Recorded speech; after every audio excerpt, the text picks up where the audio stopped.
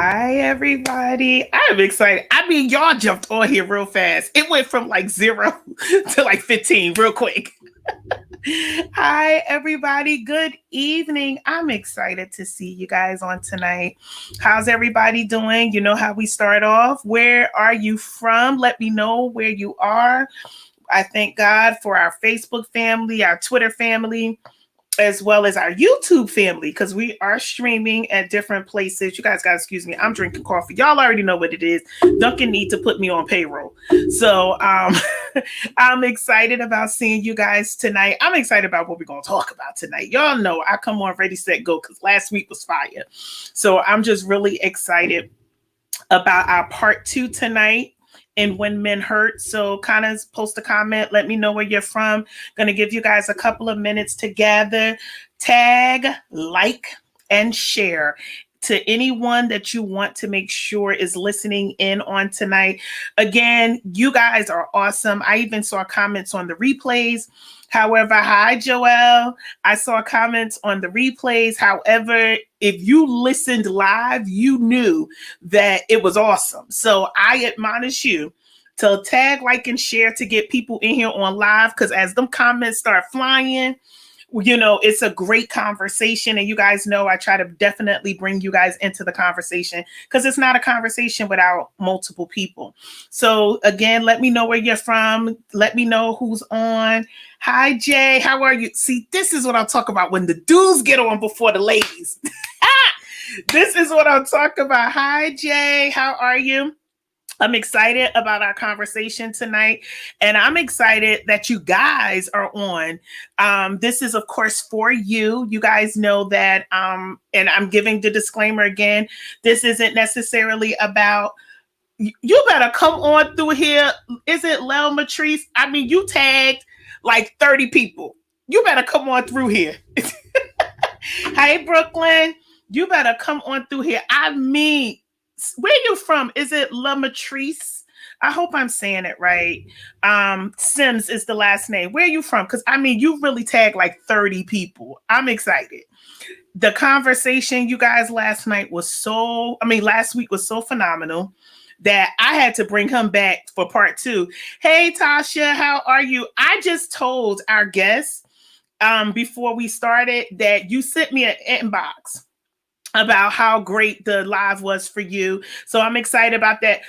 You from, okay, MS is Mississippi, right? MS is Mississippi. So La Matrice, thank you so much. Is it La Matrice? La Matrice? I think hope I'm saying it right. Let me know if a thumbs up. I hate saying people's name wrong because people be saying my name wrong and I get mad about that. I was about to say what I missed last night. Joel, no. You didn't miss anything last night. I'm sorry. It's just that it's been a long week. You guys know. I hope everyone enjoyed their Thanksgiving. Again, tag, like, share. I hope everyone enjoyed their Thanksgiving. I hope you guys were safe. I hope that if you did decide to go out, that the Lord protected you and shielded you, you know, and if you're not sure, go run and go get that rapid COVID test just to make sure you're good. You know, whatever. I still don't understand how you can't be with family, but you could go to work. But that's another story for another day. Again, tag, like, and share. We have a lot of people that are on. I'm excited about tonight. I'm about to bring our guest up. I just wanted to, say thank you guys so much again for the response last week. And I'm excited about what the men are going to share, because honestly, the men is the ones who was running that live last week. I'm not even going to say the men were running that live. They were in the comments. I mean, they were on ready, set, go, locked and loaded. So ladies, again, get ready, because they came with the fire last week. So I'm just excited about what's happening. Before we get started, I wanted to just let you guys know, I remind you guys of my life classes that I'm doing. My next life class is on January 2nd. January the 2nd, it's from 10 a.m. to 11 a.m. It's in a private Zoom. It's not here on any of the platforms, and that's because it's an intimate setting. The next life class is on releasing unforgiveness. It's on January 2nd. I'll make sure that I post that for you guys. Again, January 2nd is from 10 to 11. It's for investment of $30. Hey, Tamika, investment of $30. Let's be honest, a lot of us have unforgiveness issues. We still mad at our mama who didn't buy us a Barbie at 5 years old.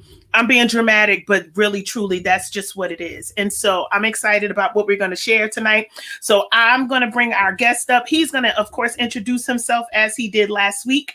And then we're going to be on Ready, Set, Go. It is 7:03. Y'all know we're going to take that full hour and probably some change. So I just wanted to make sure y'all get ready. Hi, Earl. Hey, Dr. C. How are you today? I'm doing good. How are you? Good. Guys, I'm telling y'all, I'm excited because he came last week with the fire. And you guys know I've been doing lives for a while. Y'all don't mind me. I'm changing some stuff. So I've been doing lives for a while. And I told him I felt like that was my best live that I've done. Seriously, I felt like that was the best one I've done because of the chemistry and what's happening. Yeah, Jay, Jay, we need to 8:30 today. Jay, like straight up, we need to 8:30. Like, don't be cutting. It's La Mitrice. Thank you, La Mitrice. Thank you. Because I mean, you done tag like 60 people. So I appreciate you. I want to make sure I get your name right. Thank you. So thank you so much. So Earl, introduce yourself. Tell the people who you are for those who didn't get an opportunity to tune in last week. So for those of you who did not get an opportunity to tune in last week, my name is Earl O'Brien. I am 34 years old. I am a husband. I am a father.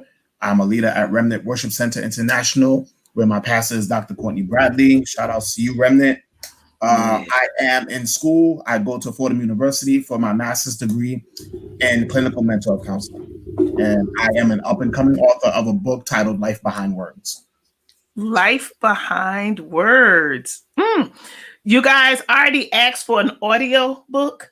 So the book is coming. I'm going to make sure I share that with you guys.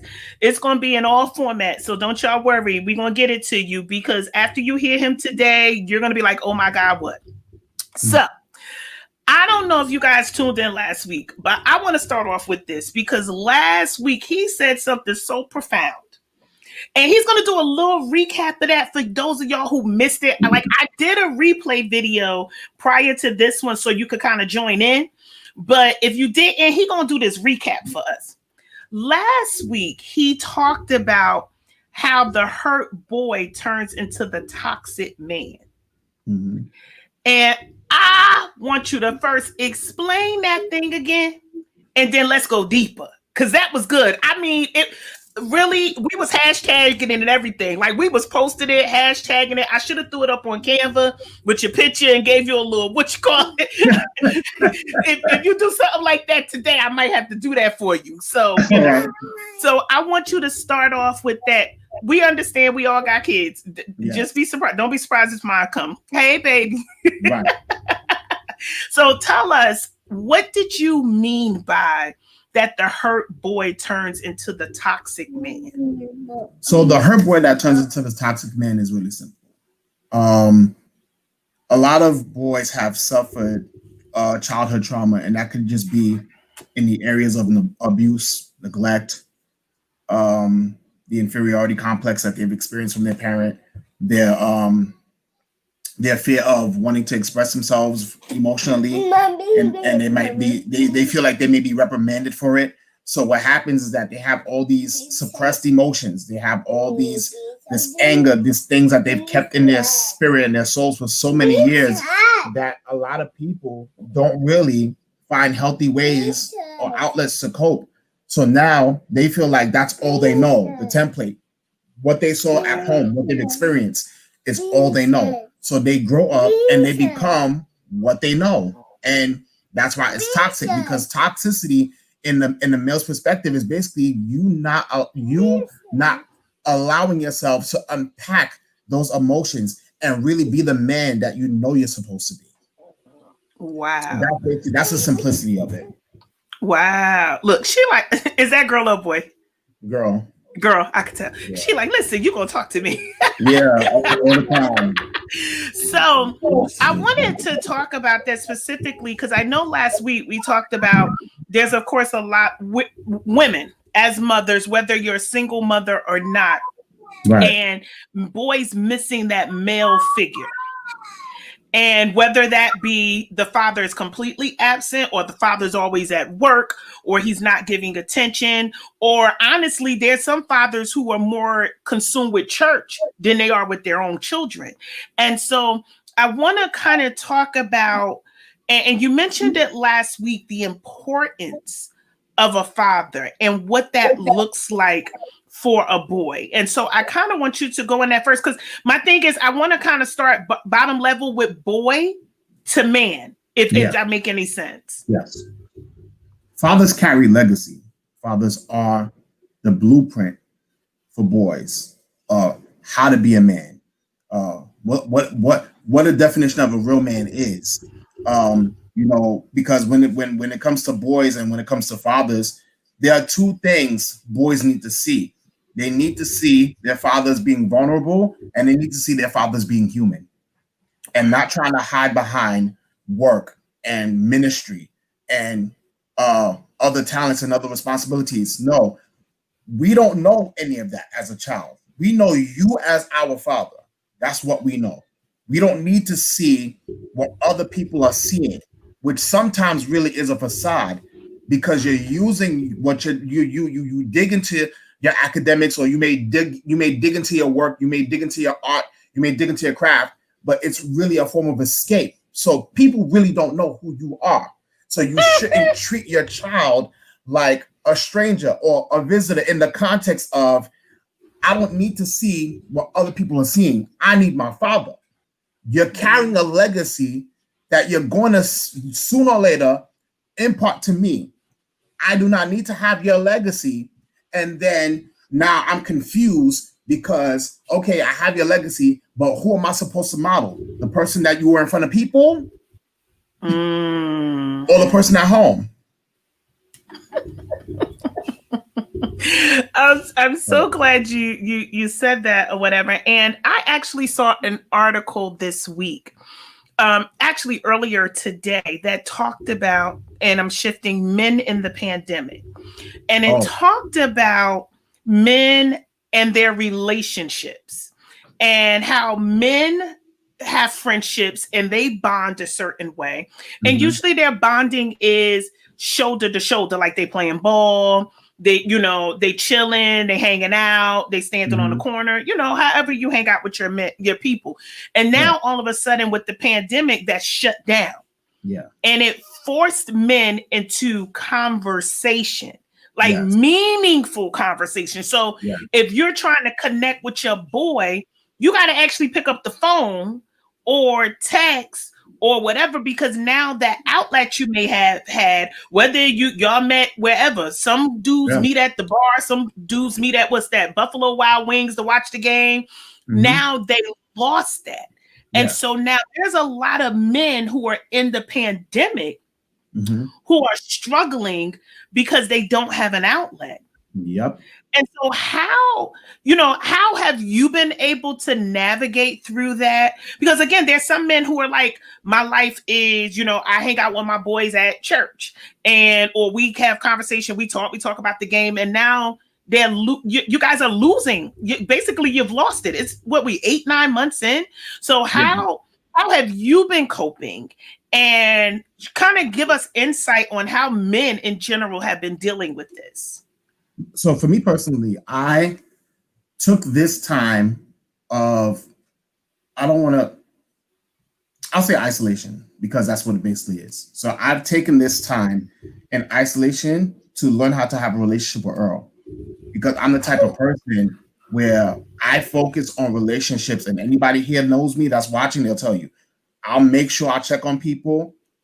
I'll, if I'm able and I'm free to go out, I'll take them out. We'll chill. We'll talk, whether it be about ministry, whether it be about sports or anything like that. So for me, I had to learn how to have a relationship with me.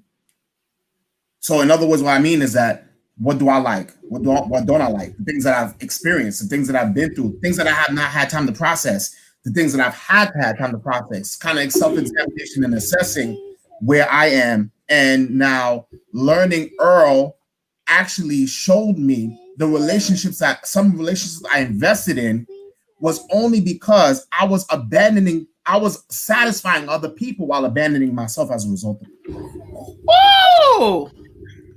Let's dig deep into that. Yeah. So there was So there was one time, I think I don't know if it was a random moments because there's random moments. I want to call them random, but I say it random because I'll talk to God and then I'll completely forget about the conversation, and I could be washing dishes and then he'll just give me a whole nugget. So one day I was doing something around the house and all I heard was never abandon yourself for the satisfaction of others. Wow. And I was just like, what does that mean? And the Lord began to minister to me and said, love people, honor them, care for them, but not at the expense of you losing yourself in the process of that. Because oftentimes, especially if you're a person that's a giver, you have a big heart, you're so focused on a lot of people that about time you actually sit down and take a deep breath, you feel fatigued, you feel exasperated because all of that energy, all of that investment went into other people and you forgot about you. Wow. And I'm glad you mentioned that because a lot of times people think that's just a female issue, that you're taking care of people, you're a nurturer, you're doing this, you're doing that. And then all of a sudden the pandemic hits and you can no longer look outward. You start having to look inward. That's why, honestly, people, had to look at, like you said, what do I like? What do I even like on TV?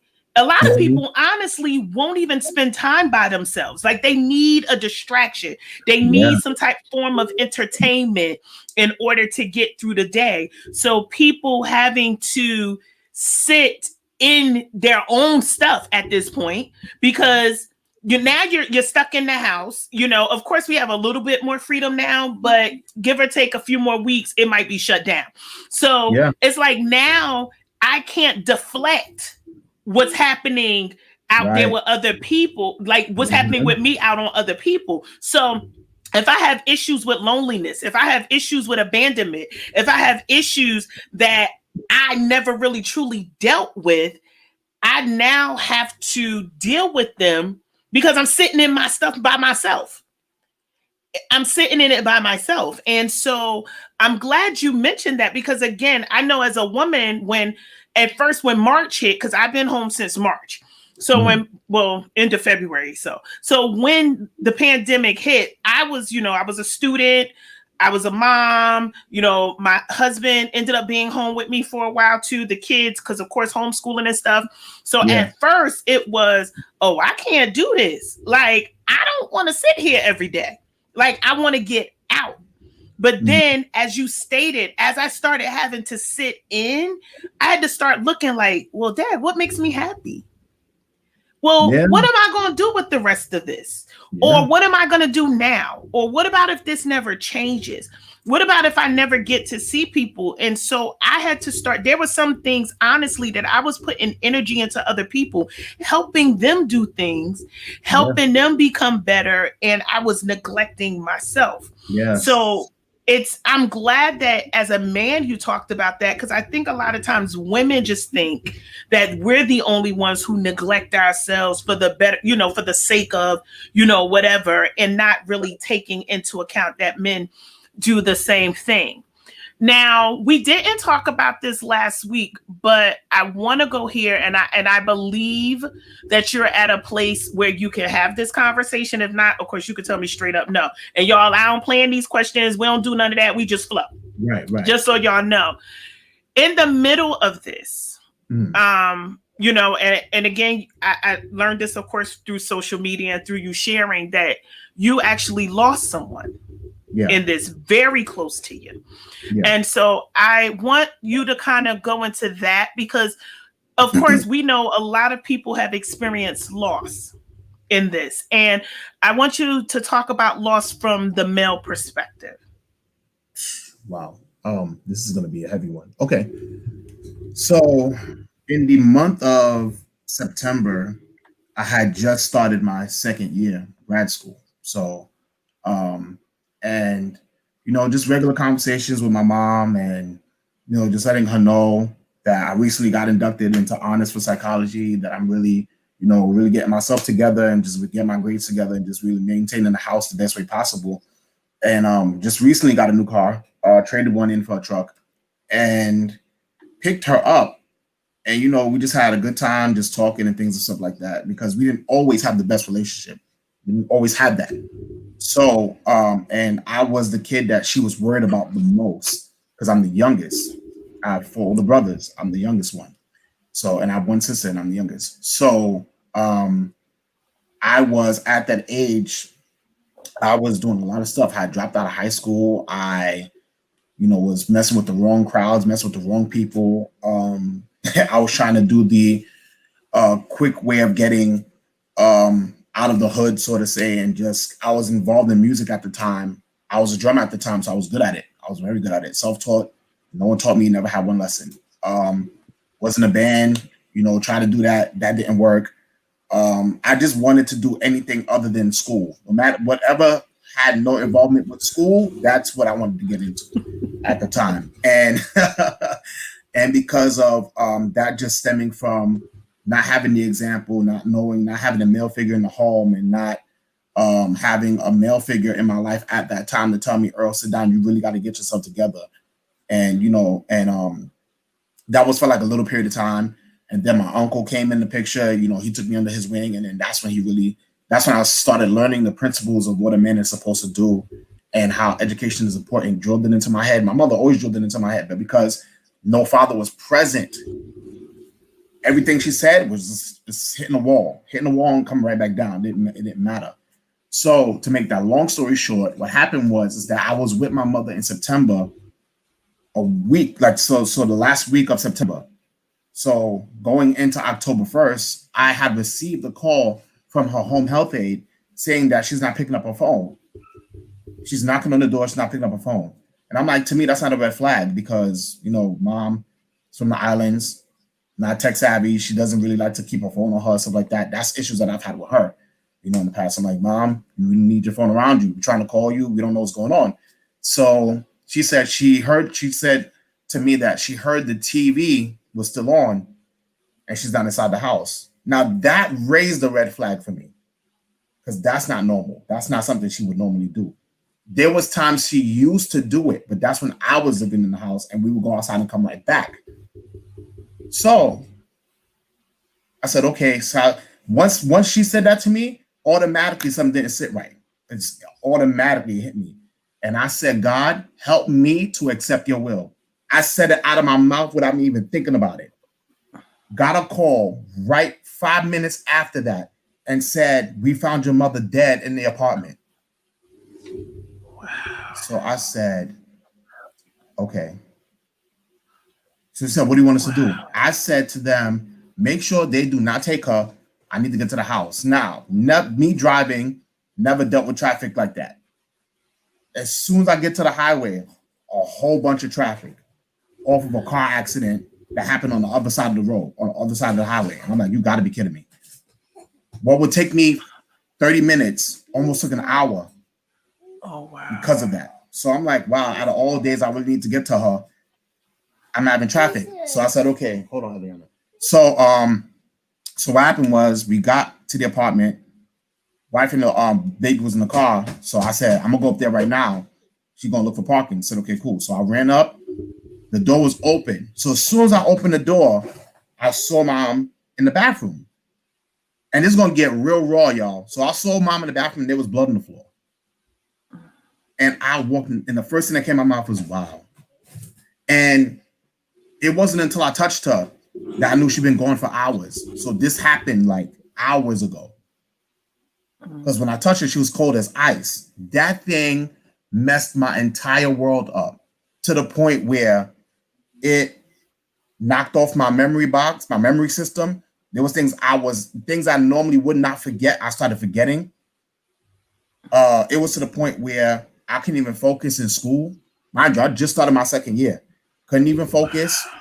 I didn't know where I was. It was like I was in a daze. Like I didn't even know where I was. And I think Joel just said that Joel was with me that day.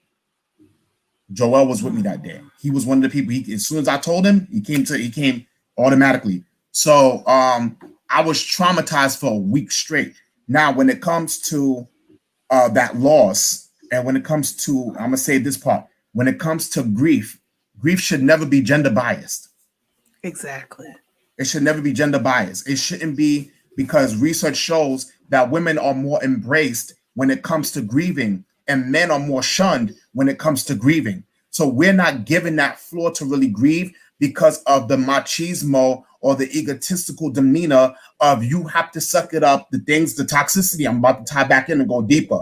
So now you can't cry. Men, boys don't cry, men don't cry. We got to be strong. We got to suck it up. Now I'm about to get deeper. So now all the hurt, all the anger, all the questions that me and other people may have had when they have lost their parents or loved ones, those things become suppressed. So what happens as a result of that, we walk around with no questions answered. So now we feel as if though the world does not care enough to aid to us when we're going through something, because we have to be the ones to set our face straight, because we're told that if you even show a sign of weakness, as in shedding a tear or saying that you're depressed or saying that you're sorrowful or that you're angry, that you're weak. And this is why toxicity happens in the male, because of the boy that never watches, that never had the floor to cry about it. So in this moment, when that thing happened to me, all I can remember was, oh my God, this is the same thing that happened when my father died. I was with him 2 weeks before. And that third week I was home, I got the call saying that he was gone. After I was told that he was going to be able to go home to recover. Wow. Gone. Was with my mother a week before and got the call that she was gone. Wow. Now the difference is my mother got to see my accomplishments, and I worked so hard to make sure that when she saw certain things that she wanted in place, she knew I didn't have to worry about him no more. Wow. Now some men won't be as vulnerable as I am, because I had to deprogram myself from living in a way where I always kept my mouth shut, but my heart was always screaming out loud. But nobody can. Okay. Oh, wait a minute. Rewind. All right. You were in a place where your mouth was shut, but your heart was screaming out loud. Mm-hmm. I wrote something in a post today, and I mentioned Robin Williams. I said people cannot be so ignorant to the point of where someone is bringing happiness to your world, but you're ignorant about their emptiness. You're ignorant about their emptiness. Robin Williams, we all know him. Comedian, famous actor, one of the most famous actors in this whole world. Comedian, made everybody laugh. But this man was depressed until he couldn't take it no more. He felt like he brought joy into everyone else's world, but his world made him feel as if though he had no reason to continue. And then he took his life. This is a man we're talking about. When a man does something like that and commits suicide, the things you hear, oh, he wasn't strong enough. He wasn't, but nobody heard him in his heart saying, I need help, because he may not have been able to articulate that out of his mouth, because he probably grew up in an environment where he didn't have anybody to say, it's okay, you can come talk to me. Okay. Wow. Ladies and gentlemen, I told you guys, he's phenomenal. If you haven't already, please tag, like, share. Because that one, my mouth is shut, but my heart is screaming out loud. That thing right there, I already told you I'm about to make you a whole bunch of Canva posts. So because that right there is phenomenal that you would talk about that, because women, and I'm speaking to you from a female's perspective. I'm not trying to come and bash us or whatever, but we know, because we're the mothers, and your sons cry and you say, get up, stretch your knee off. Why are you acting like a baby? Why are you crying all the time? Why are you doing this? Why are you doing that? And then we wonder why. And of course, there are men who do it too to their sons. But that's, again, like you said, you guys been programmed that way. That I gotta be the strong one all the time. I can't show emotion. I can't show I'm hurt. And what you're talking about is just so profound. And that's why I knew there was a necessity to do this when men hurt, because we are wondering why, like you said, there's so many men. There are pastors committing suicide. There are people committing just all over the place. Men are running and leaving their families and not coming back. And, you know, we wonder why, like, and honestly, you talked about it last week, how men end up in affairs and adultery and all of these other things. And it's not an excuse, but if they don't have a safe space or a place where they can actually open their mouth when their heart is screaming, then what do they do? What vices do they do? You know, they go into and stuff. And so I'm so glad, first of all, and you guys, this was the first time I actually heard the story about his mom. I knew that he lost her or whatever, but to even hear the story and describing in the detail and the fact that you're even able to articulate that. There are some men that I know who've lost their mothers 10, 15, 20 years ago who are still deep in depression. And the only reason why I know they're in depression is because I know signs. But there are a lot of women who, unfortunately, and we talked about this last week, you're connecting with hurt boys. And you're mad when they cannot perform as men. Because you don't get an opportunity to get to know them. And because men have to put on this facade that they're okay and they have it all together. Otherwise, as women, and I know because I've done it, like, oh, you ain't got it together, you this, you that, or whatever, instead of really truly listening to what is happening and what has happened with, you know, men. There's a lot of men dealing with abandonment, rejection, you know, being inferior. And on top of that, and you touched on it last week, and I want you to touch on it this week as we go deeper, you touched on even being a Black man in the workforce. Because now women, we on some old, he better have a job, he better bring home this amount of money, he better do this, he better do that. But we have no idea what our men are dealing with, even in the workplace. And so I know you touched on microaggressions last week, you know, whatever. So I want you to kind of go deeper into that, because honestly, ladies, a lot of men, and we're talking about good men. I'm not talking about these little boys who playing y'all and all that other stuff. That's another story for another day. But a lot of men are going to places they hate, that they only tolerate because they have to take care of their kids or have to take care of their family, or they just need money for themselves and they trying to figure it out. But they don't want to just sit around and say, well, until I get it together, I'm just not going to work here. They have to work. And so I want you to kind of dig deeper into that, because men are hurt on their jobs. Absolutely. So when I talked about microaggressions in the workplace, in the context of just, you know, people of color, men of color, you want to address areas like, so when I first found out that I got accepted into Fordham, sidebar, anyone that knows that school is very hard to get into. Very. Biggest culture shock of my life, but I'm gonna go talk about the workforce. When I got that letter, the acceptance letter, I was excited. And somebody was like, oh, said Black people go to higher education? Now, the opposite side of me, I wanted to throw my hands, to be honest, because I'm like, don't, are you crazy? Don't do that. Don't do that. And he was like, oh, well, I'm impressed. I said, I didn't get into this caliber of education to impress you. Oh, no, that's not what I meant. No, that's exactly what you meant. So now, since you said that, now let's go there. Because it's like, and at the same time, it's sad. At the same time, I get it. Because the higher you go in education, the less people of color you see.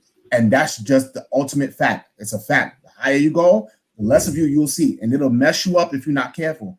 you have the biggest culture shock of your life, and it will affect you real bad if you're not careful. But in the workforce, you have people that will look at you, will be intimidated by you, and these are people that are higher ups, that work in, that are administrators, that are people that have the degrees and have the experience that you're trying to gain.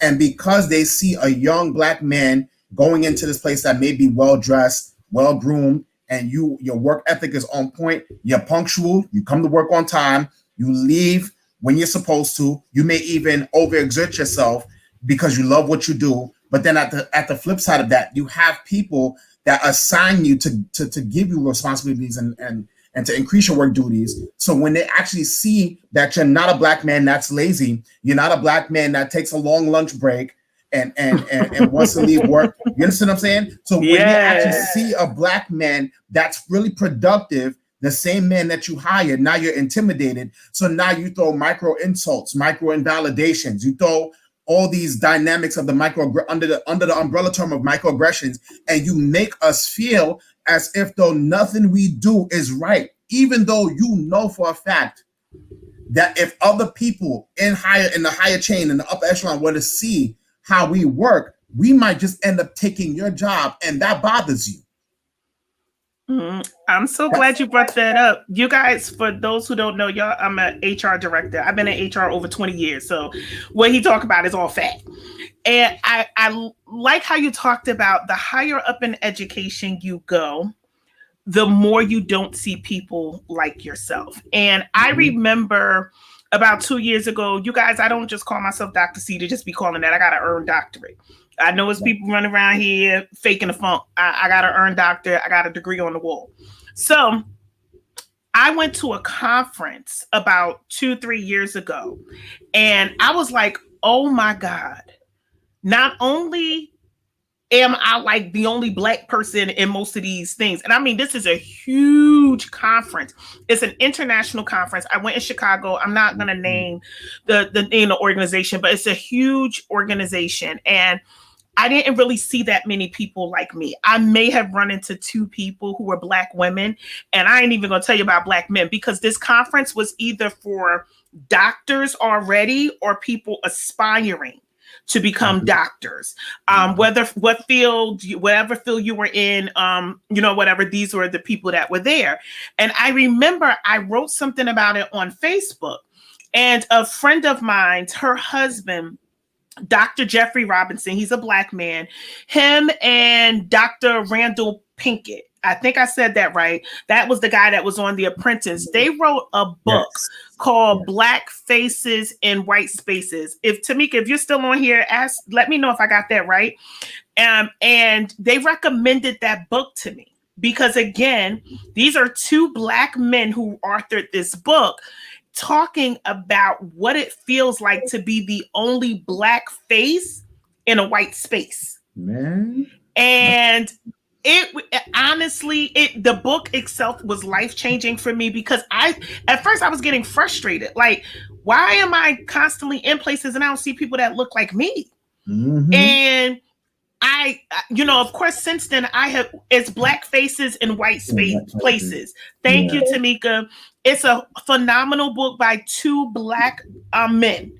And like I said, I even encounter that now. The spaces that I'm in, the tables that I sit at, I'm usually the only black woman. Most of the time when I sit on executive boards, I'm the only black person. And then I'm also a woman. And so I definitely understand what you're talking about, as well as, too, black men are underpaid.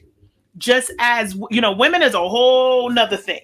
But black men are underpaid for the jobs that they have to do. Absolutely. And so that's another frustration. And I'm speaking to you guys, not just as a woman, but as an HR director. That's another frustration that black men are having, because they're going above and beyond in doing these jobs, and their white counterparts who just got out of high school, basically, they are coming out making 6 figures.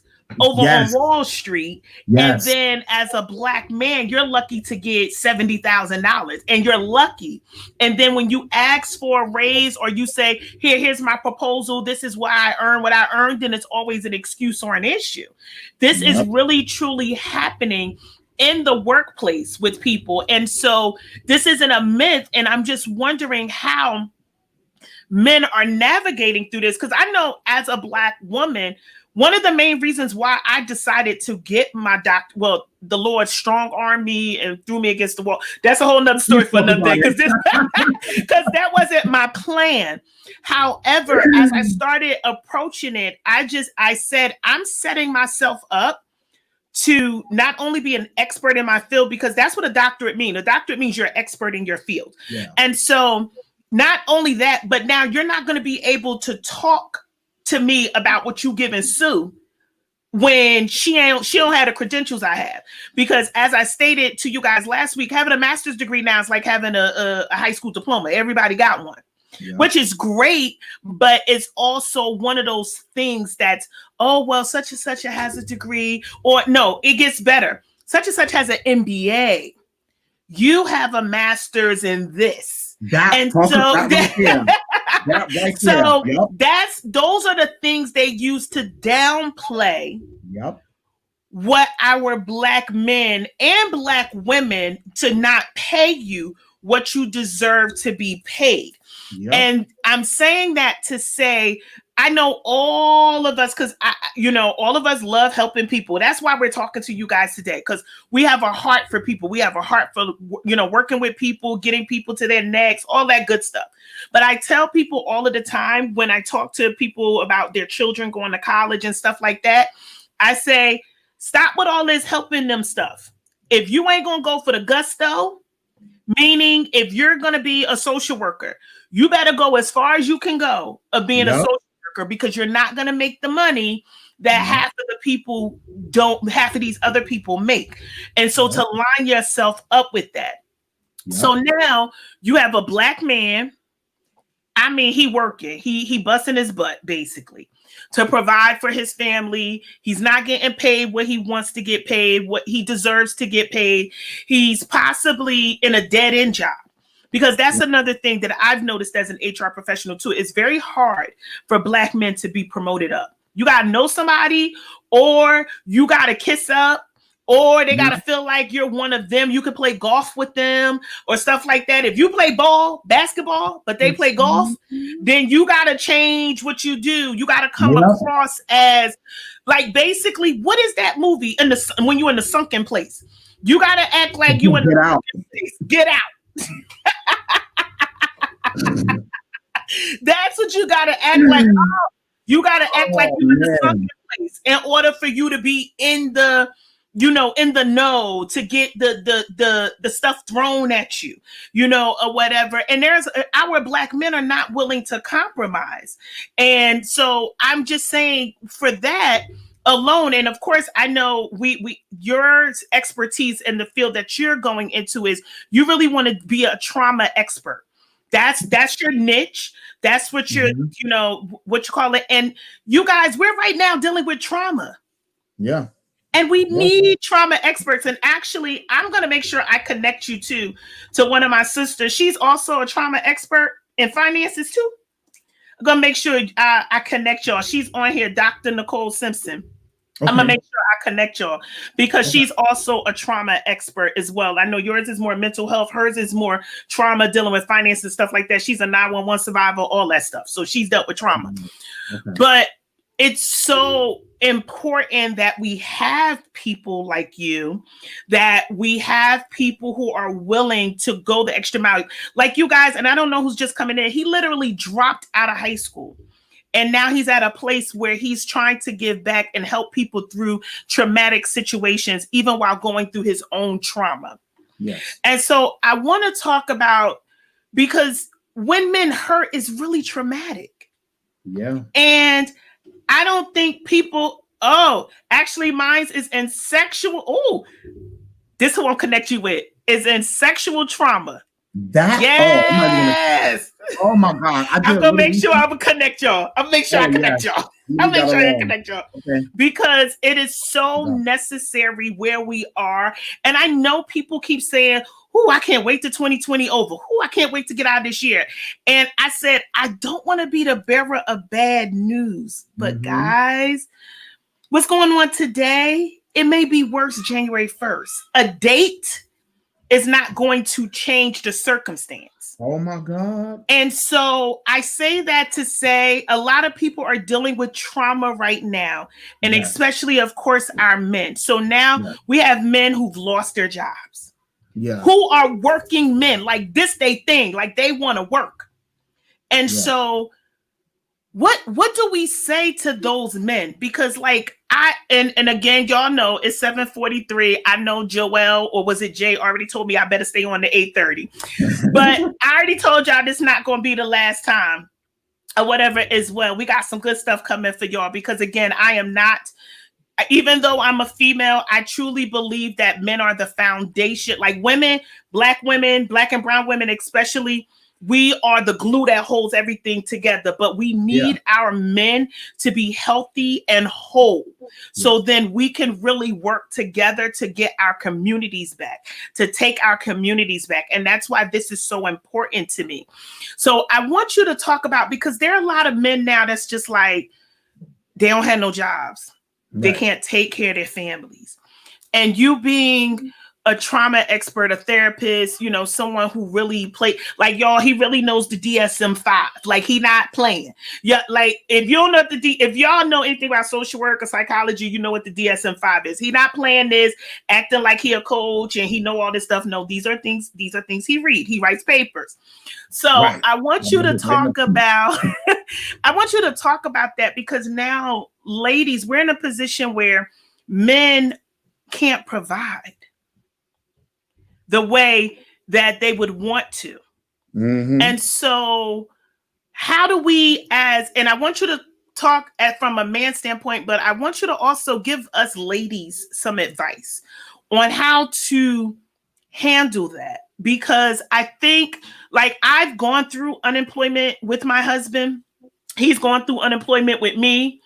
And it was a different thing for me to see my husband unemployed. That thing, it was really a traumatic experience for him, because he's so used to providing and being able to stick and move. And, you know, I just want you to kind of talk about that piece, because I think as women, we take for granted that, you know, these things are really truly happening right now.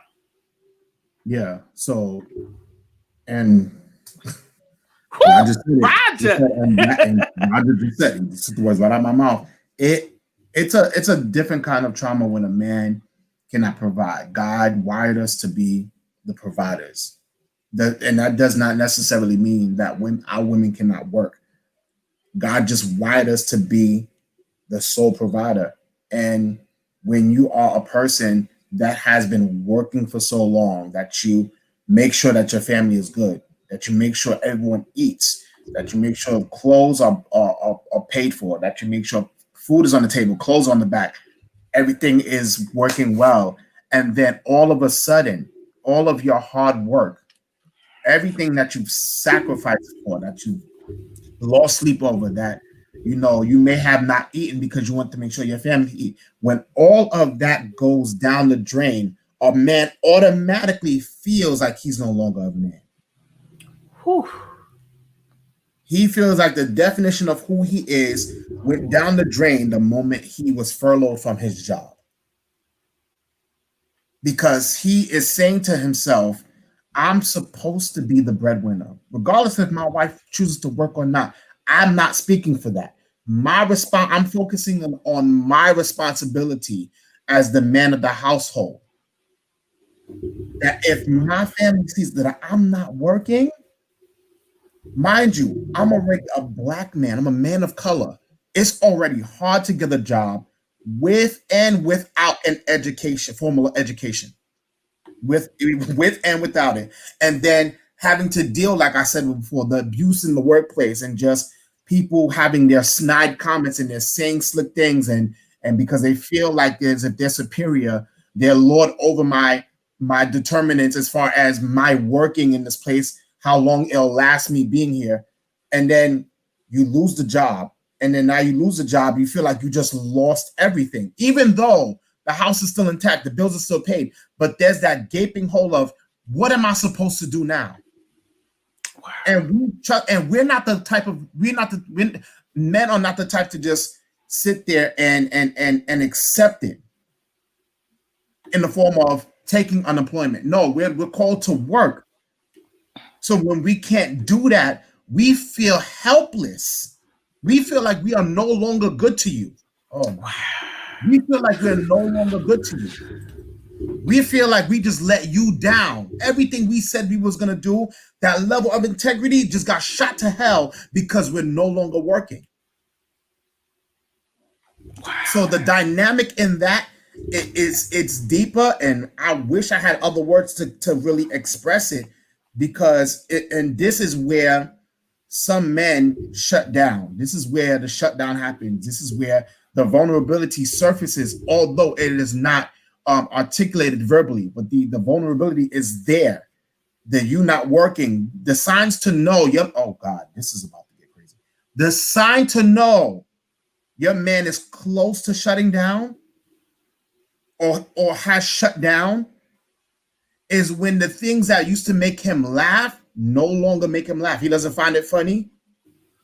Ooh. He sleeps longer than he should. Ooh. Instead of him going outside, he sits down in the house. He doesn't even want to see sunlight. That's signs to know that man is either shutting down slowly or he has fully shut down. When he feels like the world is already against him and he has lost that, and he feels like there's no light at the end of the tunnel, that's how you can identify where he is. And your job is, in that, ladies, is to just say little things here and there. Just little affirmation, was a little words of encouragement. Babe, listen, this is a pandemic that we're in. So once you come with the understanding of we're in a lockdown and anyone is susceptible to losing their job, once you come with the understanding, it'll open or provide an invitation for y'all to like re-strategize and plan and think of how to move forward. Because honestly, men, let me say this to y'all. The jobs are not the end all be all. When God created Adam, he created Adam as an innovator. Y'all not listening to me. Hold on. Come on through it, sir. Innovator.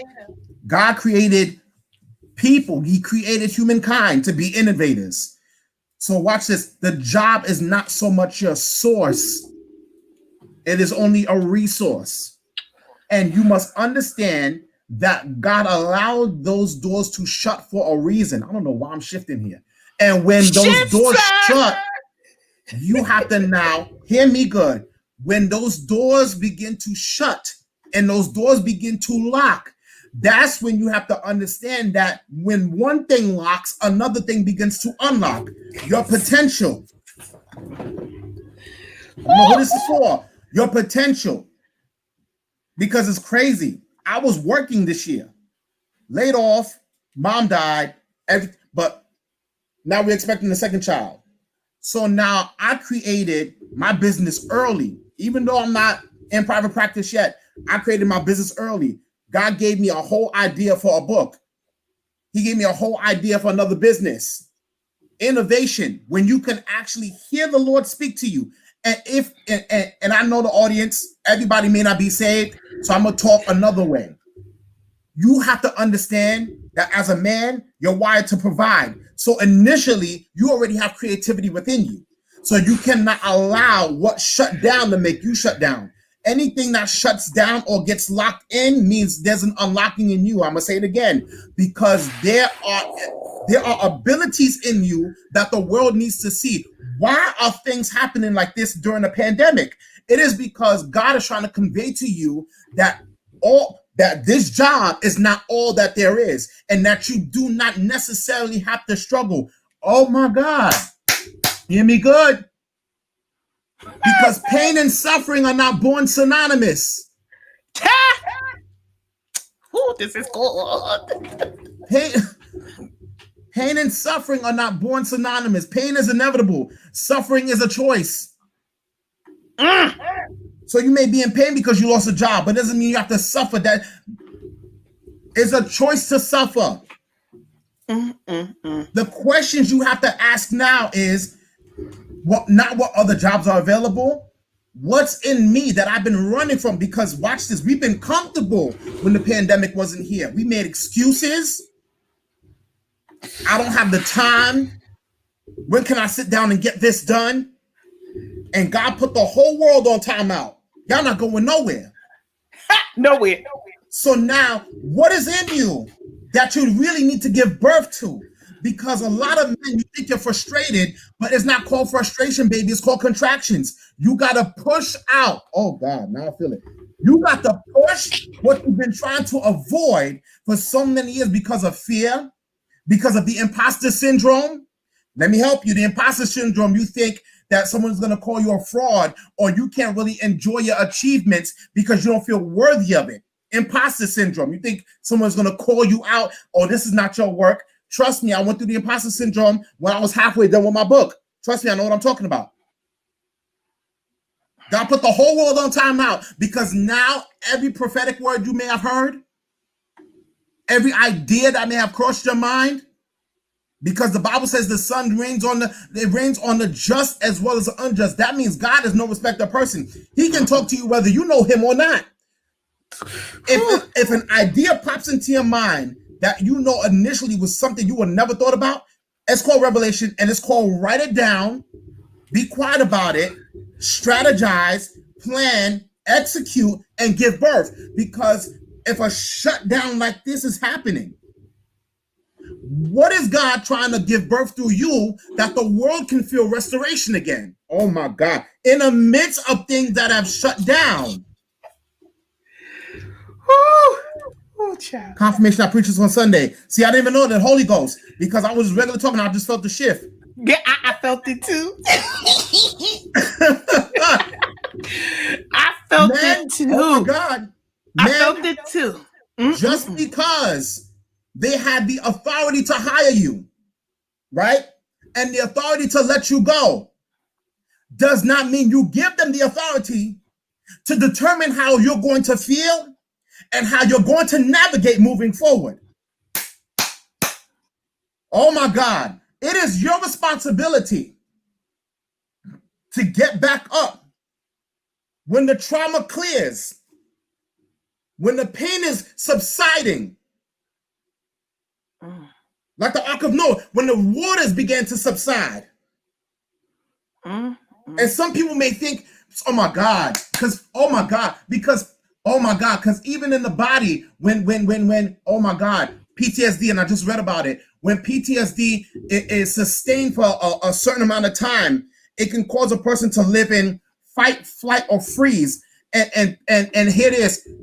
Oftentimes when we are so much in pain because of the world's terrors and just being at a disadvantage and being disproportionately affected because of racial, institutionalized racism and social injustices, microaggressions. And when you go through these things as a man, you have to understand that if the physical body can alter, if the biochemistry of the brain and the body can alter because of terror, because of confusion and anger and all these suppressed emotions, what can happen if you actually reframe, oh my God, your thoughts, your perspectives of how you see the world right now, even in hurt. You're hearing it from a guy that just buried his mother. Oh my God, I feel it now. If you can sit there and watch how you respond, you can actually give birth to things that the world needs, because they don't need another president. They need a voice. Oh my God. They need a shot. They need a voice. They need creativity. Earl, the people are asking for your Cash App because I'm not letting them give me no seed. Can you give me your Cash App, please, so I can post it for the people? What's your Cash App? I got $ written. $ what? What is your Cash App, sir? My Cash App is not. I'll use Zelle. If they got Zelle, that's fine. Okay, let's go. He don't use Cash App, y'all. He bougie. He use Zelle. So, what is the Zelle, sir? I'm typing it now so I can post it for the people. I'm being obedient. What is the Zelle, sir? So my Zelle is earl.d.o'brien@gmail.com. Is the O'Brien all together with no? Yeah, no apostrophe. Yeah. At gmail.com. And it's BRIEN. OBRIEN. Oh, yeah, I got the OBRIEN. Okay, let me add the banner for the people. Hold up, y'all. Here we go. So if you want to, because y'all was asking me, he bougie, he doesn't do Cash App, y'all. He does Zelle. So if you guys ask for it, y'all know I don't put no Cash Apps up or nothing. But since y'all asked, people straight up like send me that Zelle. So here is the Zelle. It is earl.d.o'brien@gmail.com. So right, yes, see that y'all asked for the sow seed. So clearly the Lord is speaking, and I'm just grateful that He's speaking here on this platform. Now you said a whole lot. I'm gonna leave that up for a few minutes, y'all. He said a whole lot, but it is such confirmation. And you know, you guys who follow me and some of the things that the Lord has been leading me to deal with concerning creativity and talents. You guys know I put up a thing and I decided to move it to February where I'm doing a live class on how to identify and monetize your gifts and your talents. I was originally going to do it December 19th, but I told you guys last week on my live, the Lord had me shift some things. And so to wait until after the new year, because a bunch of y'all, somebody said they about to PayPal you. That's fine. Okay. So because the Lord had dealt with me about creativity and how people are missing out on their opportunity of wealth and prosperity because you are sitting on your gifts and talents and you don't know how to monetize them. Yes. And so again, that class is coming in February because let's be truthful, you guys wouldn't even be seeing me every Monday if a pandemic didn't happen. Because what you're talking about is exactly what happened to me. I was sitting, because I used to do lives a few years ago, and whenever the Lord dropped something on me, I would speak about it. But before we got shut down in March, my apostle said to me, the Lord said, it's time to open your mouth. And I'm like, oh boy, I don't feel like talking to nobody. Like, I got enough going on. I'm in school. I'm a mother. I got a husband. I got too much going on. And so all of a sudden, June hit, and the Lord, and somebody invited me. An elder invited me to come do a live with her. And I was like, it was her live. And as I was on the live, it's like a rush came, and the Lord said, you need to do this. And these are your topics, and these are your people. And I figured, it's going to be 4 weeks, or whatever. It's going to be about 4 weeks. We're going to do it then or whatever. And y'all see, it went from 4 weeks to I'm since June. So I'm a couple of months in now, or whatever. But with that, the minute I moved, because again, if we weren't in a pandemic, I would feel like I don't have time because I'm commuting back and forth to work. I wasn't getting home from work by then, picking up kids from school, doing all of this. Well, now I'm on a platform with y'all every Monday because the Lord shut it down. And when He shut it down, I'm on this platform, but He's birthed like 5 or 6 other things. As you talked about birthing a book. In the pandemic, like my creativity has been like through the roof. And I was the type of person who kept saying, I'm not creative. Like, I'm not creative. I'm not creative. And someone said to me, not only are you creative, you're a visionary. Like, you're the type of person you could see something and then give the strategy to how it gets done. And that's why you guys who follow me, when I talk about even positioning yourself in career, and I say career strategy sessions, it's because I'm not talking to you about, yeah, let's do a resume and whatever. I'm talking to you about you being you. And no matter where you go, it's, this is who I am. This is how much you paying me. And if the Lord says I'm coming up off my job, I know how to come up off my job. That's so the problem is there's so many people who are walking around talking about they're entrepreneurs and they're selling stuff or whatever, and they don't have anything to show for it.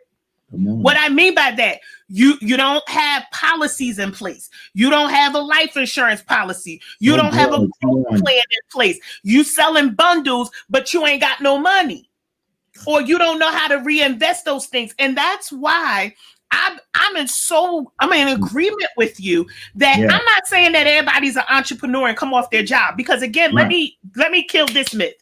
You can be an entrepreneur and still work for someone else every day. Hello. You can be an entrepreneur and still show up to somebody else's job every day. The problem is people hear or somebody prophesied to them that you're going to have your own business. And then all of a sudden people go start quitting jobs. How you going to fund the vision if you ain't got a paycheck? Come on. How you going to fund the vision? Like, honestly, the things that I pay for and the things they're doing, I did photographs, I did this, I did that. I got a job. Come on here. I'm doing entrepreneurial things, but I have a job. Still what's your strategy? Like, that's the thing. And I'm so glad you talked about, because a lot of you are sitting on your gifts. You're sitting on your talents. And a lot of people are not just saying, I don't want to do something. It's just that you guys don't know how. Right. You don't know how. So I'm telling y'all, the session is coming in February. I got it. And the one thing I'm excited about is because when I knew it needed to happen, the immediately things started lining up with me pulling things together. You're going to get a workbook for the class, all of that. You're going to get all that stuff, a workbook for the class. And y'all know my life classes are always going to be $30. Not unless the Lord give me another price. Y'all spend $30 on McDonald's. Most of y'all don't spend $500 on the PS5. But you won't spend $30 on getting your life right. Spending $30 could probably make you $100,000 next year if you get it right. And then get you some financial advice. Get your financial advisor or something. Like, get off of Google and Twitter and all this other stuff and get somebody to help you set up some legacy and some foundation. Because I believe the reason why the Lord has allowed this to happen is for people to set their lives up accordingly, so you won't be dependent on a job. I was unemployed at a time. I went from making 6 figures to making nothing. I was on unemployment. But in that time, I was just like, first of all, when I got laid off, I was happy. Like, they was like, you all right? And I was like, because the Lord had already told me I was leaving that job. I just thought I was leaving the way I thought I was leaving. It didn't work out that way. But as an HR director, and I'm saying this to y'all, not just as a woman of God who believes God can do anything, but as an HR director, I have no loyalty to a job. I am loyal to Sharon.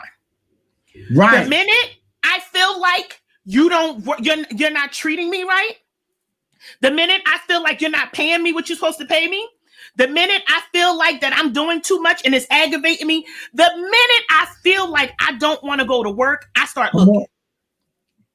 Doctor? Some of you have been on jobs 20 years, 15 years, all these other things, and you're not happy. You letting them talk to you any way they want to. Talk too crazy. Letting them do whatever they want for the sake of, I need my job, when that's not even your source. And truth be told, if you would just tap in to what you need to do, just tap in. I'm not saying quit your job or nothing, but you want to be in a place where if they say we don't need you tomorrow, you like, I'm good. I'm good. Like, I'm good. Like, and I'm not saying it's not going to be a struggle for some people. I'm not saying it's not going to be a transition, but my mindset is, I don't care who I work for. I am an entrepreneur because I work for me. That's right. I work for God who sent me, and I work for me. And the minute I'm not feeling you no more, and this environment is not conducive for me, it's deuces. And honestly, the Lord has strategically branded me that way. Because let me tell y'all something too. I've been married 10 years. In 10 years, I have had probably about 5 jobs. 5. I know y'all looking at me crazy, like, what they say about your resume? Oh my God, you keep leaving jobs or whatever. No, I show natural progression. Yep. I say straight up, this is a progression for me. So I need this, I need this, I need this. This is a progression for me. First of all, if you're in a job longer than 3 years and you're not progressing, you're about to become stagnant. That's right. You're about to become stagnant and complacent. That's right. That after 3 years, you should know your job. It doesn't mean you just jump up and leave. You start asking them, what can I do differently? What do I need to do to be promoted? What else can I learn? And you take responsibility for that. I don't even know how we shifted, but we're going to stay here for 1 second. A lot of you are stuck with your own fault. And you mad at people because you won't tap in. Lord. You're mad at your boss because they won't give you that little 3% raise. Let me help you.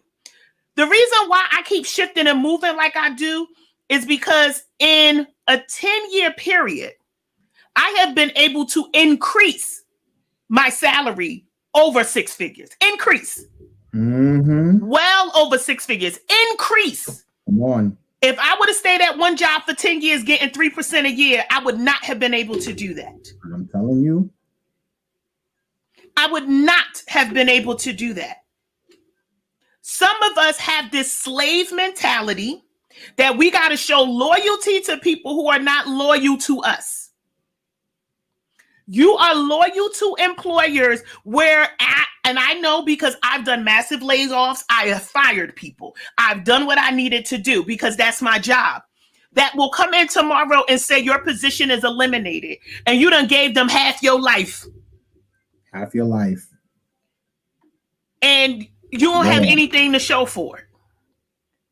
So I'm sorry we went down that street, but I think some of y'all need to hear it as to what I'm seeing in these comments.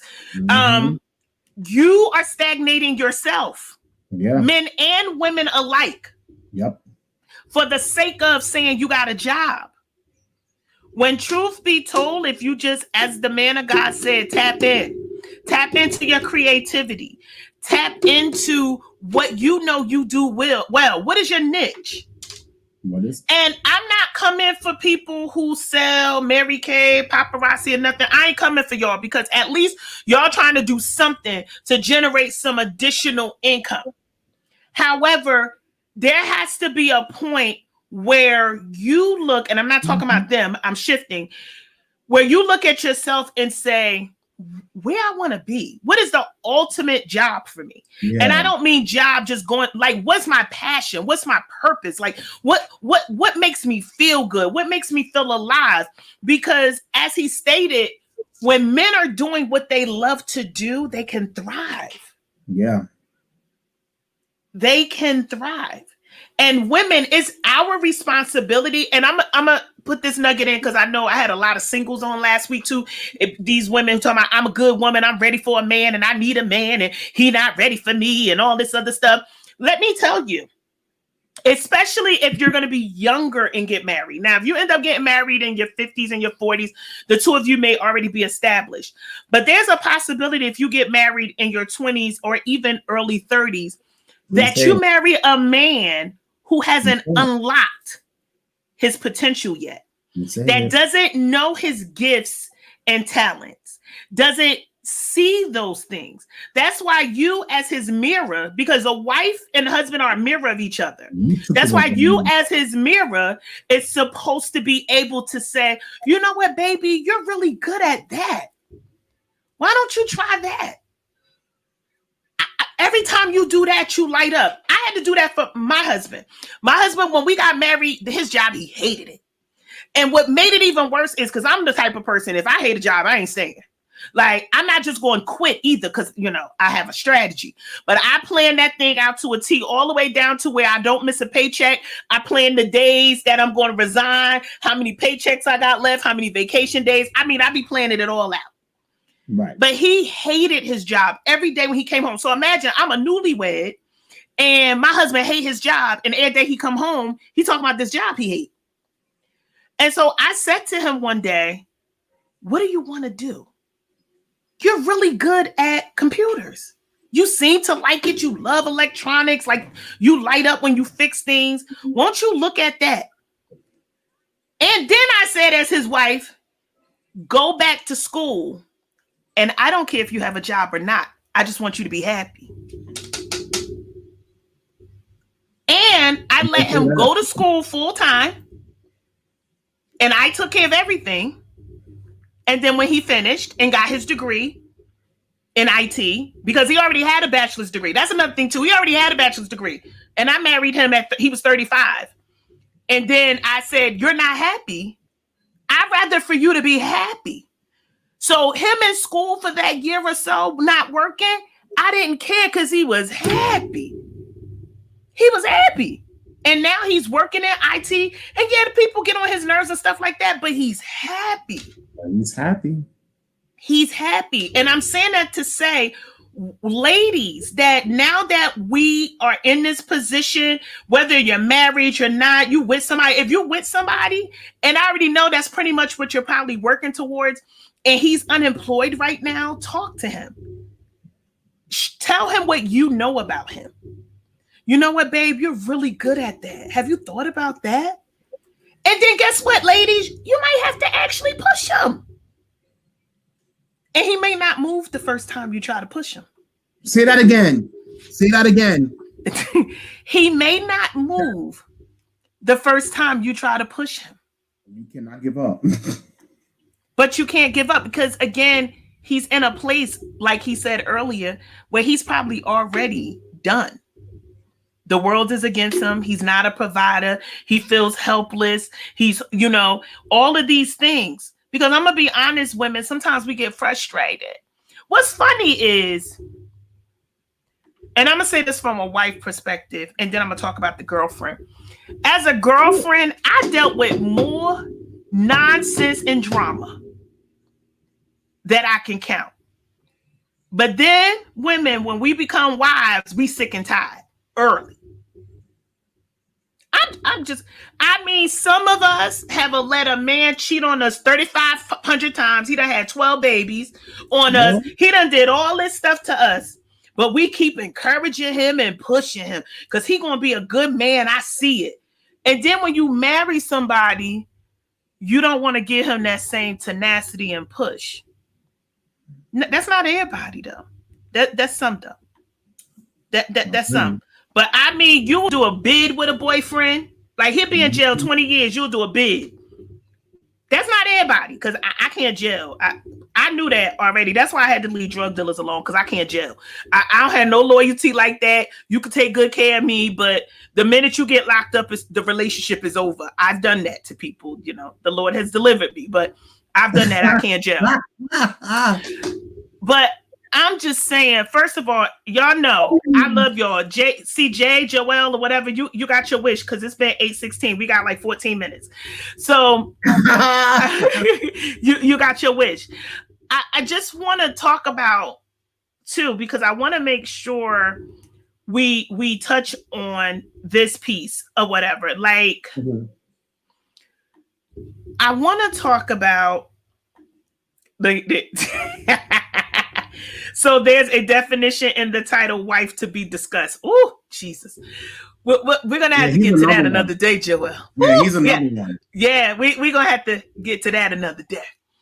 I want to make sure we touch on, because now that we know men hurt, now that we know that there are key things you have to look out for, that there are things that as women, just like we expect him to know.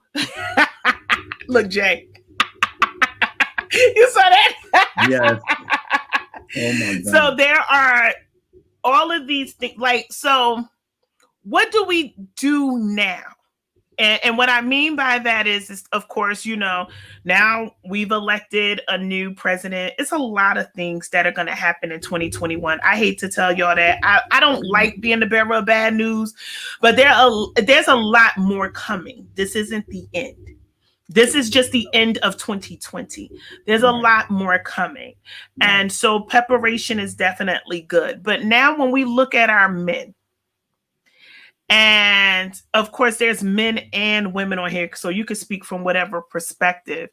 Okay. I'm just trying to, what do we do now? How do we cultivate safe spaces for our men? And I know we talked about in a relationship and a marriage and all of that other stuff, but how do we, as the Black and brown community, now try to, because again, guys, we've done this for 2 weeks or whatever, but clearly it's necessary.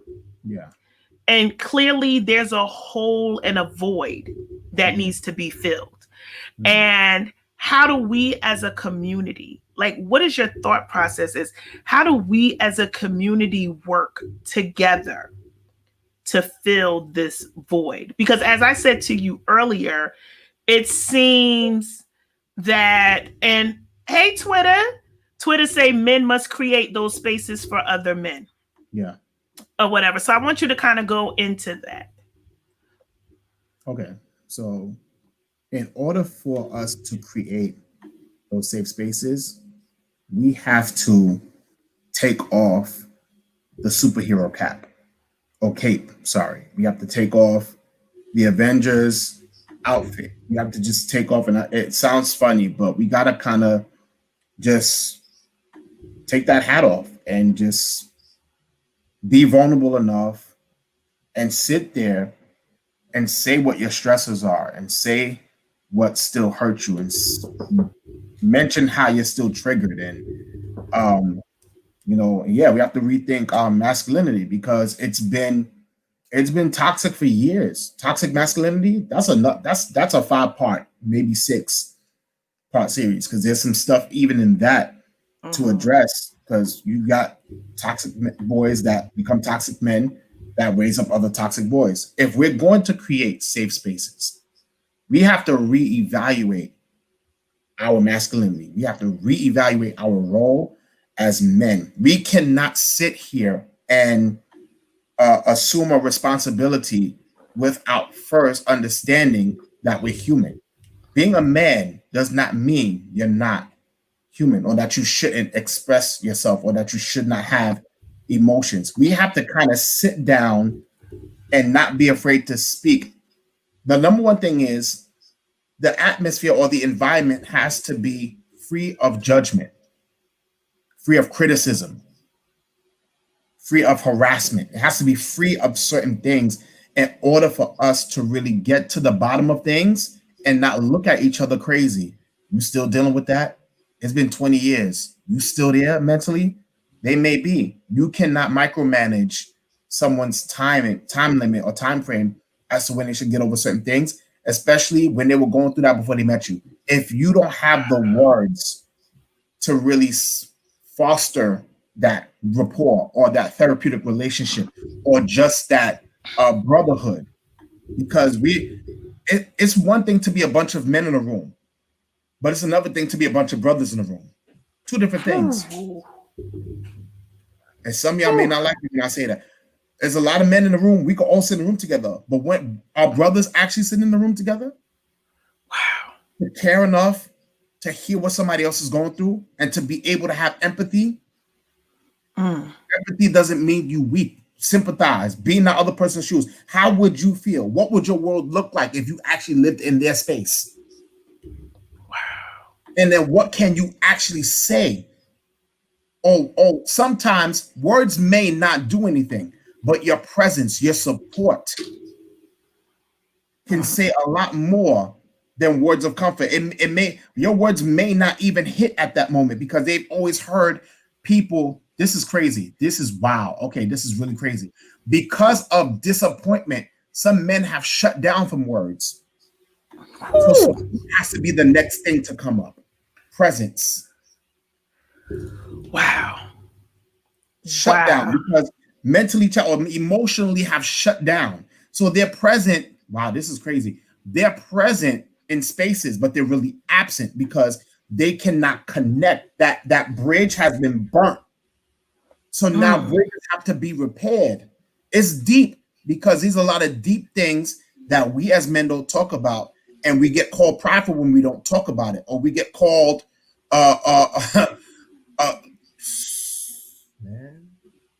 man. Go, sir. We experience ridicule when we say we're hurt. I need help. Can you come over right now? Need somebody to talk to. And this is from brother to brother. I understand you're a man.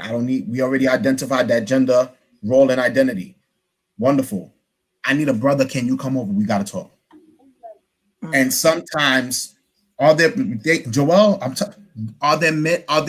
in the room? Because we have each other's backs selectively. But can you have people's back emotionally? Can I let you into my world and 15 other people don't hear about it? Even if you may not have the answer or the antidote, can I actually have you navigate my world of what I'm telling you? And then you're able to just be like, listen, I don't understand what you're going through, but I'm here if you need me. That says and does a lot more than anything in the world. Wow. Guys. And what he said is so profound because, ladies, it's the same thing that we ask for. We ask for true sisters, somebody who's not going to tell our business, somebody who's going to be genuine with us, which basically shows us that we need and want the same things. So when we talk about this battle of the sexes and men are like this and women are like this and that, you're hearing it directly from a man that they just really want the same things that we want. They want to feel loved. They want to feel appreciated. They want to feel supported. They want to feel safe. They want to feel that they can express themselves, and not just with women, but also with brothers. Yes. And that's why women, especially a lot of y'all, it's like, I don't like his friends. When he get with them, he do this and he do that. You're going to have to allow your man to have a connection with brothers. And you may not like them all, but they need an outlet. They need somebody, because let's be honest, women, we need somebody too. Wow. And so what do you do when a man feels he doesn't need a support system or brotherhood? I'm going to answer that first because I think that's all fake. I'm going to let him answer, but I think that's all fake. That's because they don't want to be rejected. They've already been abandoned. And honestly, I'm going to say a lot of men who are like that possibly didn't even have a father. So they don't want to be let down by another man. They don't want to get so connected to another man that somebody lets them down. Can you answer that? Absolutely. You said it. I mean, it's true. So when they say they don't need a support system, the undertone of that is, I don't want to get hurt again. You have to hear the undertone of that. Oh, I don't really want no brothers around. I'm good. I don't really need a support system. I'm all right. It's really saying, I'm afraid that if I allow people back into my world again, I'll get betrayed, or I'll get left, or they'll abandon me. So that wound, that's a wound there that never really healed. It's a Band-Aid over it, but it's not really healed. So we just got to pull the Band-Aid off and say, you don't really need a support system, or are you afraid to get hurt again? And then watch their body language, because body language is another form of speech. So they tense up. That's how you know you've hit the root of the issue. This It's is a good. defense mechanism. I'm gonna see if I can find y'all. I'm sure I have it in my stuff. I did a life class a few weeks ago on spiritual depression, but in that there was a wheel. It's on Google. I ain't make it up, y'all. It's on Google, Right? but It it is. talks about the root of things. So if a person is dealing with, I don't want this or I don't like this, then it goes down the wheel to show you the different emotions attached to that one thing. I'm gonna get the name of this wheel because you could Google it. It come on up, or whatever. But every response, everything a person says is attached to an emotion. Yeah. Period. It is attached to an emotion because we're emotional beings. The problem is a lot of women think that men were not emotional. So now we know, we've debunked that myth. Men are emotional beings. But now you got to get to the root. It's really like you got to be a detective until he gets to a space where he can express himself. Because it may even be where you're the safe space, but he can't express it or articulate it because he doesn't really even know what it is. So that's why it's going to be for us men and brothers and girls and ladies or whoever to try to help identify and work through and not judge and not call things out like, no, you just saying that because whatever. It's, as Earl said, the question, are you afraid that, or do you feel as though, or whatever, like, even, and I had to learn how to communicate with my husband in a way that didn't come across as me judging. And women, it's just something we learn. Especially if you were raised by a strong Black woman, single mother, whatever, it's just something we learn. And I had to start asking questions. Instead of asking a question, my question always had a, how do you feel? Even when I ask a thought, well, okay, I know you have a thought about that, but how does that make you feel? And when I started asking him questions like that, he used to sit down and be like, hold up, I don't know. Somebody said something that I want to answer. Where is it? This one? They say they want, sensitivity, but reject it when they see it. Come on, Twitter. That's true. I'm going to tell you why. When a man say they want sensitivity but reject it, is because when the sensitivity is platform or when it's presented, it's that fear that they know. Watch this. I'm gonna say it like this. When the sensitivity is present, that sensitivity actually demands a responsibility from that man to be open and vulnerable and completely naked. So when they rejecting it, they're actually running back. They're shrinking back. They're actually running away from that. It takes, I don't even want to say that statement because it's so invalidating. When a man is ready to receive that sensitivity, then he will come with the responsibility to be vulnerable again. Vulnerability is your greatest strength, not a weakness. Hear me good. Men, hear me. Vulnerability is your greatest strength. It's not a weakness. You don't owe nobody nothing if you have a weak moment. Let that sizzle in your spirit. Yeah, I know you would agree. I know. Oh, that was good. Wait a minute. What is this one? For far too long, boys have been raised to be stronger than they actually were. And now that they are men, they can't deal with actually being weak. Encourage my teenage son daily with words of empowerment, while 2, allowing him to conversate about what his dreams and aspirations without projecting my thoughts, but rather ensure that he knows that as his sole provider, I will work endlessly to ensure that he has a solid foundation he needs to succeed. My son is my prized investment. Wow. Investment. Thank you. Investment. Wow. Because how you invest will determine your outcome. How you invest will determine your outcome, and it'll let you know if you're going to get a good return on your investment, your ROI, or not. So you have to understand of how to invest in them, and that is the perfect way to do it. Say too, I'm lucky to have wife for 24 years.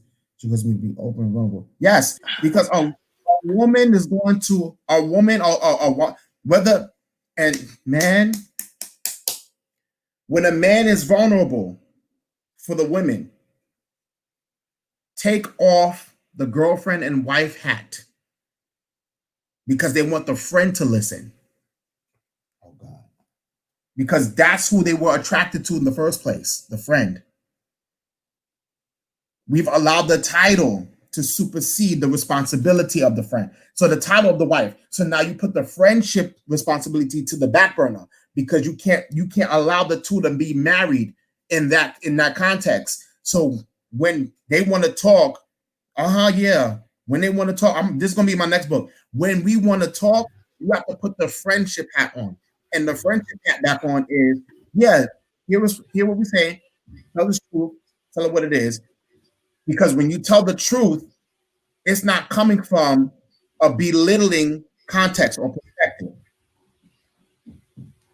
Wow. Because you thinking that, oh, babe, I want to talk to you, automatically the wife card comes. No. Take that hat off and go put it down somewhere. Because you wasn't that the whole time. You wasn't that all the time. You wasn't that all the time. And that's not to be rude. That's we didn't just meet each other and got married the day after. So you understand what I'm saying? It wasn't always like that. And sometimes the foundation of friendship goes down the drain because we're too busy focusing on the title of the husband and the wife that the friends is no longer on the radar. And then now what happens is that arguments happen or the misunderstanding of what's being conveyed happens is because you're trying to understand it from a wife and a husband perspective when you really should understand it as the friend. Oh my, that one was free. The next one is going to cost you.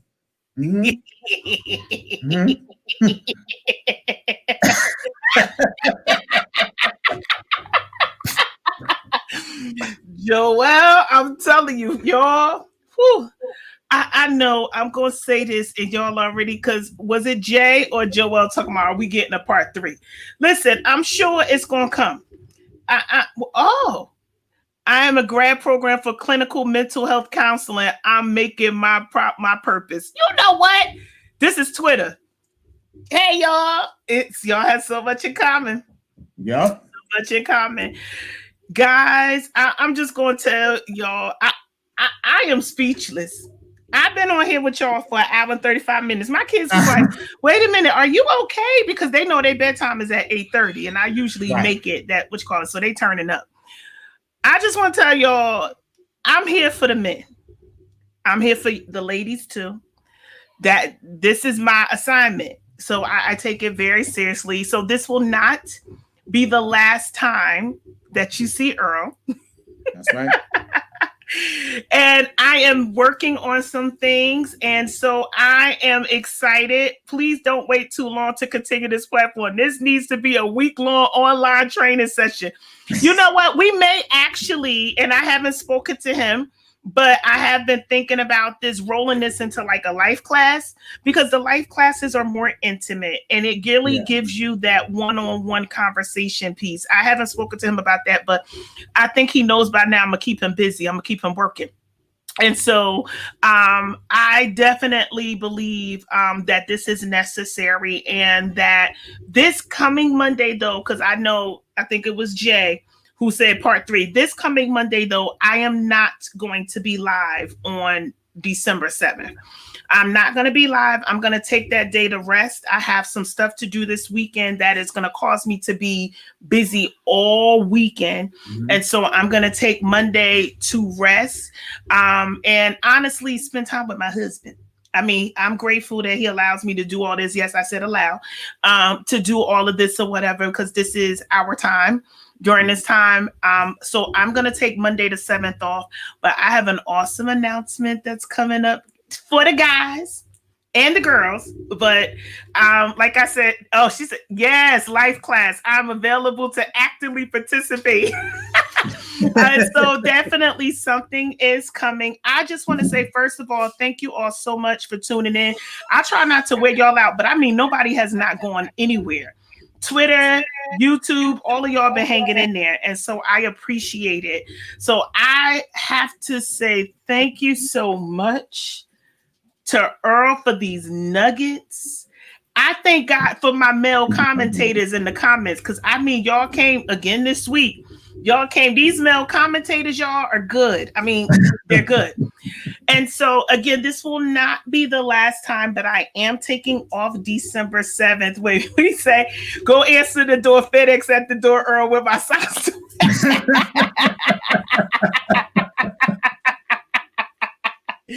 But we will be back December 7th, though. I'm usually live. For those of you who don't listen, or this is your first time, I am usually live every single Monday at 7 p.m. Eastern Standard Time. I say that because I know people listen from all over. Eastern Standard Time on Mondays.